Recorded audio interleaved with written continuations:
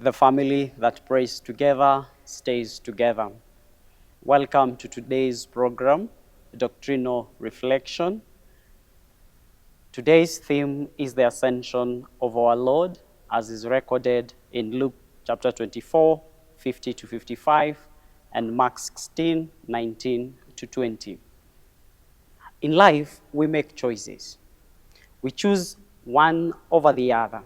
For example, if you were to choose between incomplete payment and complete payment, between departure and arrival, between birth and death, or goodbye and hello, our choice will be very simple.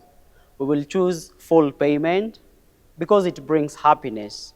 We will choose arrival because it brings joy. We will choose new beginning. We will choose birth over death, complete over incomplete. But today, we are reminded that there are lessons we can learn from incompleteness, in departure, in goodbyes, lesson in separation. Ascension of our Lord is essentially a goodbye, is a departure, is essentially an end to many. The pain of separation, the pain of being incomplete at the scene of the ascension.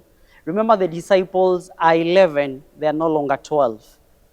And this is a reminder of the perpetual unfaithfulness of the disciple that is not in this scene. What can we pick from the scene of ascension as a lesson to cling on? Number one, the assurance that heaven is a better place than earth. While we read in Genesis chapter 1, in the creation story, that everything that God created was good, and that man was very good.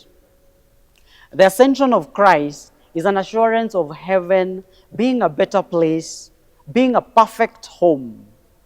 Jesus assures us that in my Father's house there are many rooms, and an assurance of our destiny, that the grave is not our end for the faithful one, that our destination is life everlasting in the Father's house.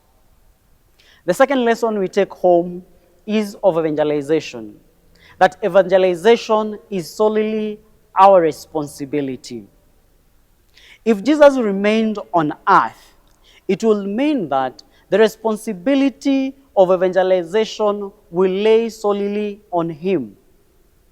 And that's why in Matthew 28:19, he says, go forth into the whole world. The responsibility of evangelization is for you and for me.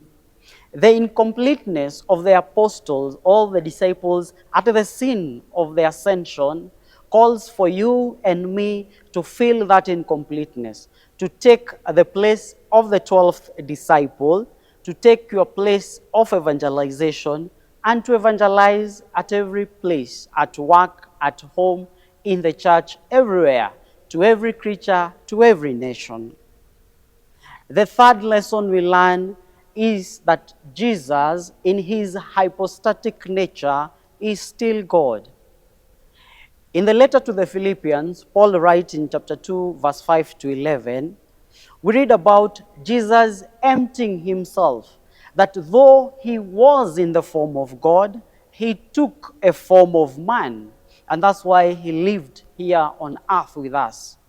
In the scene of the ascension, in Mark 16:19, he says that Jesus was not only taken up, but he is now seated at the right hand, to mean that while he had emptied himself and humbled himself and took the form of man, now the ascension returns the glory that he had before.